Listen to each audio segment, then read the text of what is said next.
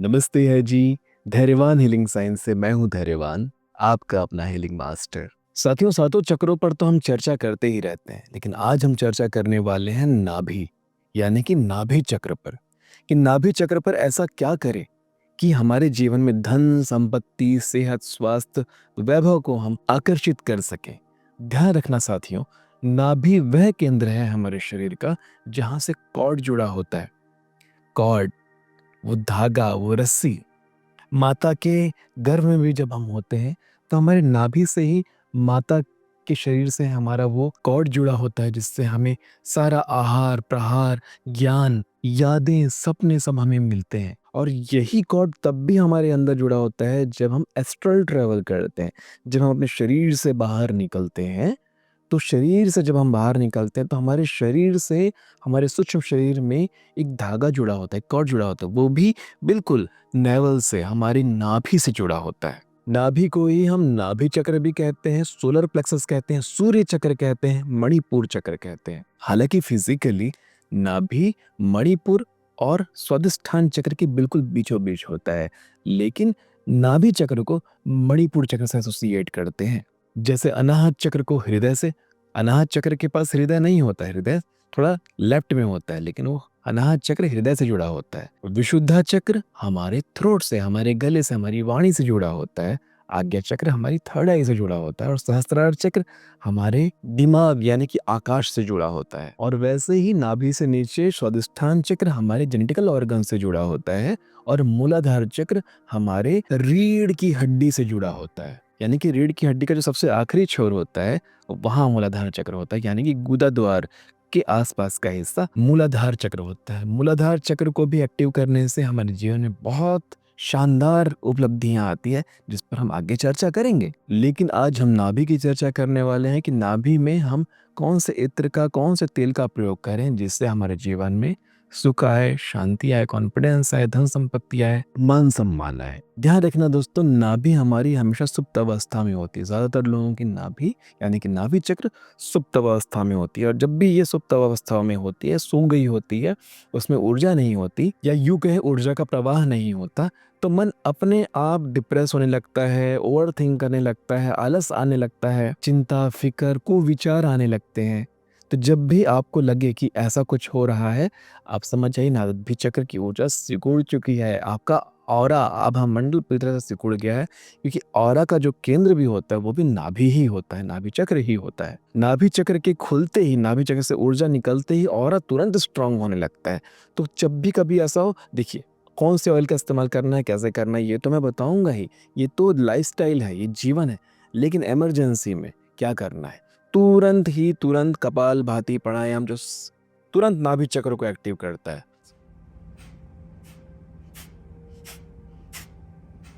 तुरंत। और अगर इसको थोड़ा और अपर लेके जाना चाहे तो नाभि चक्र का बीज मंत्र क्या है, आप सभी जानते हैं, बोलिए रम। बहुत अच्छा, क्या है, रम। तो अगर हम कपाल भाती के साथ 21 बार, केवल 21 बार रम रम रम रम, जब हम रम बोलते हैं तो आपने मेरी आवाज सुना, एक वाइब्रेशन पैदा होती है। गले में, हार्ट चक्र में वाइब्रेशन पैदा। देखो मेरी, जैसे कि मेरी वाणी बहुत ही सहज बात करता हूँ, बहुत धीमा बात करता हूँ, बहुत सहज है मेरी वाणी, लेकिन जब मैं कर रहा हूँ तो एक बहुत ही एग्रेशन सुनाई देगा। रम रम रम रम रम रम रम रम रम रम। ये मेरा अभ्यास बहुत अधिक है, इसलिए मैंने इतनी स्पीड से किया। आप करेंगे तो कैसे करेंगे, रम रम रम रम। तुरंत आपका मणिपुर चक्र, तुरंत आपका नाभि एक्टिवेट हो जाएगा, ऊर्जा का संचार हो जाएगा। और जैसे ही ये हुआ, आपका आभा मंडल तुरंत खिल जाएगा। जैसे ही कोई विचार, जो भी दिमाग में कोई विचार चल रहे हैं कि वो मुझे याद कर रहा है कि नहीं कर रहा, वो मुझे भूल तो नहीं गया, उसने पैसे तो नहीं खा दिए, मेरा नुकसान तो नहीं हो जाएगा, या मेरा नुकसान हो गया, मेरा परेशानी हो गई, मेरे जीवन में ये दुख चल रहा है, वो दुख चल रहा है, मैं कैसे उठूं, कैसे काम करूं, ऐसे विचार अगर आ रहे हैं, बिल्कुल अगर आप सिकुड़ते जा रहे हैं, आपको पहले तो मॉनिटर करो, एकदम मतलब कि होश में आके, साक्षी में आकर के, अवेयरनेस, अवेयरनेस बहुत ही ज़रूरी चीज़ है अवेयर होना अपने आप को लेकर के। अवेयर हो जाइए, जैसे ही अवेयर होंगे आपको पता चल जाएगा कि मैं अभी कौन-सी अवस्था में हूँ। सबसे पहले तो तुरंत बाहर निकलो, खुली हवा में आओ या फिर ऐसी कोई व्यवस्था नहीं है तो तुरंत ये प्राणायाम कर लो। आपको तुरंत ही आपका ऑरा खुल जाएगा। अब हम चर्चा करने वाले हैं तेल, ऑयल कौन-सा ऑयल लगाएँ नेवल में, अपनी नाभि में? सरसों का तेल। सरसों का तेल लगाने से डर है अगर है, चिंता है, भय है, कोई काम शुरू करने से मन घबरा रहा है, कॉन्फिडेंस नहीं आ पा रहा है, कहीं जाना है, किसी से मिलना है, कोई बात करनी है, कोई बात रखनी है, अपनी लैंग्वेज को लेके, अपने लुक्स को लेके, अपने कपड़ों को लेके, अपने स्टेटस को लेकर के, बैकग्राउंड को लेकर के, अपनी गाड़ी को, अपने रहन-सहन को लेके कोई भी ऐसे इनसिक्योरिटी आ रही है, भय आ रहा है जिसकी वजह से कॉन्फिडेंस गिरता जा रहा है, सरसों का तेल का प्रयोग करें। नाभि में तो लगाएँ, साथ में उसके 2-3 इंच के एरिया में भी थोड़ा अप्लाई कर दें। ऐसा नहीं कि एकदम भर के लगाना है या पूरा उसमें बहुत सारा तेल डाल देना है, नहीं। थोड़ा-सा तेल लेकर के हाथों में ऐसे अप्लाई कर दें और मन ही मन अपनी इच्छा को बोल दें। नहीं भी बोलेंगे तो भी कोई दिक्कत नहीं है, लेकिन अपना अफ़र्मेशन करने सबसे अच्छा होता है। नेवल में लगाते हुए बोल दें कि मेरा कॉन्फिडेंस बढ़ रहा है, मेरे अंदर हिम्मत आ रही है, मैं साहस आ रहा है, मैं स्ट्रॉन्ग हो रहा हूँ, मैं शक्तिशाली हो रहा हूँ। इसी में यदि आपको धन संपत्ति वैभव को बढ़ाना है, धन संपत्ति मतलब पैसों को खींचना है नेवल में, तो शुक्र का, वीनस का एक बहुत अच्छा रेमेडी हम बात कर चुके हैं। गुलाब का इत्र लगाएँ अपने नेवल में और शुक्र पर्वत में भी लगाते हैं उस इत्र को। तो जानकारी है इसलिए रख लीजिए। हाँ, लेकिन हम अभी चर्चा कर रहे हैं नेवल की, तो नेवल में गुलाब का इत्र लगाने से धन अट्रैक्ट होता है। साथ ही साथ अगर आप चंदन का इत्र लगाते हैं, अगर तो मान-सम्मान, अगर इज़्ज़त नहीं मिलती घर परिवार में, ऑफ़िस में, अपने आस-पास के इलाकों में इज़्ज़त नहीं मिल रही है, तो आप उसमें चंदन का इत्र लगाएँ। क्या गुलाब और चंदन दोनों को एक साथ लगा सकते हैं? हाँ जी, बिल्कुल लगा सकते हैं। या जो अभी पहले चाहिए उसे आप पहले लगाना शुरू कर लीजिए। बहुत से लोग ऐसे भी हैं जिनके जीवन में धन संपत्ति बहुत आ गया, लेकिन अब उन्हें मान-सम्मान, नेम-फ़ेम चाहिए, तो चंदन का इस्तेमाल करें। अगर आपको लगता है कि नज़र लग गया है या जादू-टोना हो रहा है आपके ऊपर, कोई गलत बाधाएँ आपके ऊपर कर रहा है, तो सिंदूर का प्रयोग करें। सरसों के तेल में ही या नारियल के तेल में सिंदूर को थोड़ा-सा अप्लाई करके अपने नेवल पे लगा लें। और सबसे अच्छा बताऊँ, जो हनुमान जी का मंदिर होता है ना, हनुमान जी को सिंदूर चढ़ता है, तो हनुमान जी के चरणों से सिंदूर निकालें और अपने नेवल पे लगा लें। आप देखना ऐसी कृपा होती है, सारा नज़र दोष और कोई भी ब्लैक मैजिक वगैरह हुआ है, आपकी कामना करने से, आपकी इच्छा करने से, हनुमान जी की कृपा से सब दूर हो जाता है। अट्रैक्शन अगर अपने अंदर चाहते हैं, आकर्षण अपने अंदर चाहते हैं, तो मोगरे का इत्र का प्रयोग करें। और अगर किसी ऐसे इंसान को, किसी समवन अगर अपोज़िट जेंडर को अगर अट्रैक्ट करना चाहते हैं, तो उसके लिए एक लव ऑयल होता है, कई तरह के तेलों का, कई तरह के इत्र का मिक्सचर होता है, उससे आप अप्लाई करें। और किसी पर्टिकुलर इंसान को अगर आप अट्रैक्ट करना चाहते हैं अपने तरफ, तो उसका नाम लेते हुए अप्लाई करें। 3 बार 4 बार उसका नाम लें और बहुत फीलिंग के साथ उसका नाम लें, टेलीपैथी क्रिएट होता है इससे।